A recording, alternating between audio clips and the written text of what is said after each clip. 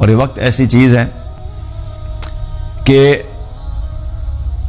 ایک تو ویسے ہی انسان جو کام ہوتے ہیں جو فرائض ہیں اللہ نے بتایا، مثال کے طور پر کسی انسان نے جاب کرنی ہے، رزق حلال کمانا ہے، تو رزق حلال کمانے کے لیے یا نوکری کرے گا یا بزنس کرے گا، یہی 2-3 آپشنز ہیں. تو جتنا وقت اپنا رزق حلال کمانے کے لیے اس نے لگانا ہے وہ تو لگانا ہے، ٹھیک ہے، لیکن اس کے علاوہ جو فارغ وقت ہے باقی، اس فارغ وقت میں وہ کیا کرتا ہے؟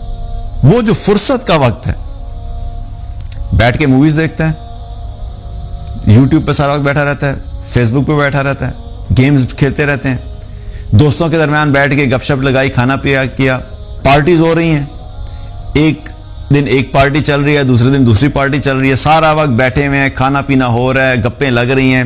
یہ سب کیا ہو رہا ہے؟ وقت تو یوز ہو رہا ہے نا ان سب چیزوں میں. لیکن یہ سب چیزیں قیامت والے دن کیا ہوگا کہ وہ وقت جو انسان نے غفلت میں گزارا وہ انسان کے لیے حسرت کا سبب بنے گا.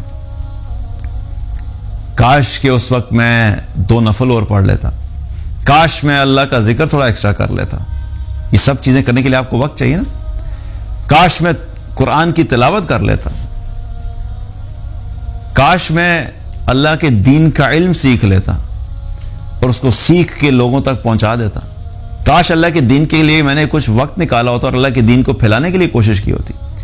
اب ایک طرف وہ لوگ ہوں گے جو اپنی زندگی میں سارا وقت اللہ کی اطاعت میں گزارتے تھے اور زیادہ سے زیادہ کوشش کرتے تھے کہ اللہ کی اطاعت کریں. جب نماز کا وقت آیا تو نماز کے لیے کھڑے ہوئے، جب تھوڑے سے فارغ ہوئے تو قرآن پڑھنا شروع کر دیا، دین کا علم حاصل کرنا شروع کر دیا. پھر تھوڑا وقت ہوا اللہ کا ذکر کر لیا، کچھ لوگوں کے درمیان بیٹھے تو اللہ کے دین کی بات کر لی. اپنے وقت میں سے ساری چیزوں کو ایسے یوٹیلائز کر رہے ہیں کہ میرا ایک منٹ ایسے گزر جائے کہ قیامت والے دن جب میں یہ دیکھوں کہ اس منٹ میں نے یہ کام کیا تھا تو مجھے خوشی اور اللہ بھی اس سے راضی ہو جائے. ایک یہ مائنڈ سیٹ ہے اپنے وقت کو یوز کرنے کا. اور دوسرا مائنڈ سیٹ کیا ہے کہ پتہ ہی نہیں ہے کہ میں نے اپنے وقت کو یوز کیسے کرنا ہے، بس ایک ہیپ ہیزرڈ قسم کی لائف گزر رہی ہے، بھیڑ چال چلی ہوئی ہے، جو جس وقت جدھر بلاتا ہے اس کے پیچھے بھاگنا شروع کر دیا. تو کیا فرق پڑا؟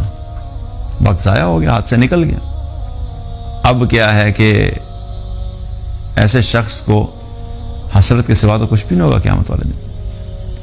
اور وقت ایسی چیز ہے کہ ہمیں اپنے وقت کو جو ہے وہ آرگنائز کرنا چاہیے کہ یہ وقت میرا جو ہے یہ میرا جاب کے لیے ہے، یا یہ وقت جو ہے میرے گھر کے کاموں کے لیے، خواتین کے لیے. لیکن یہ جو میرا وقت ہے یہ قرآن پڑھنے کا وقت ہے.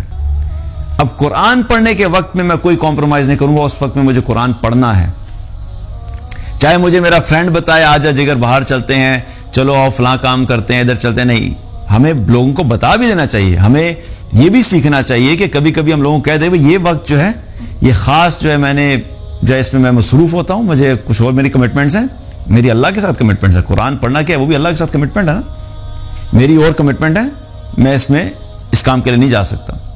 دنیا کے اندر بھی ہوتا ہے نا ایسا کہ اگر میٹنگ ہوگی، بڑی امپورٹنٹ میٹنگ ہوگی، اور کوئی مجھے اس وقت کہے کہ تیمور صاحب آئیں ذرا آ کے کرکٹ کا ایک میچ دیکھتے ہیں، تو میں کیا کہوں گا؟ نہیں یار، اس ٹائم پہ میری میٹنگ ہے، اس ٹائم پہ میں اویلیبل نہیں ہوں. کوئی اور کام ہوگا، میں کہوں نہیں یہ میری میٹنگ ہے، میں اس پہ اویلیبل نہیں ہوں.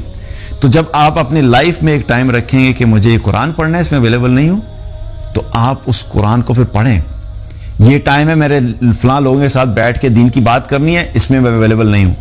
تو یہ وہ وقت ہے جب اس کو آرگنائز طریقے سے لے کے چلیں گے کہ کچھ چیزیں ہیں جو دنیا کے لیے کچھ وقت، اور کچھ وقت میں نے اپنی آخرت کے لیے رکھا ہے، تو تبھی ہمارا وہ دین اور دنیا کا بیلنس ہوگا. لیکن اگر ہمارا وقت سارا کا سارا دنیا کے کاموں میں لگ رہا ہے تو کام تو ہو جائیں گے، لیکن ہماری آخرت ہمارے ہاتھ سے چلی جائے گی.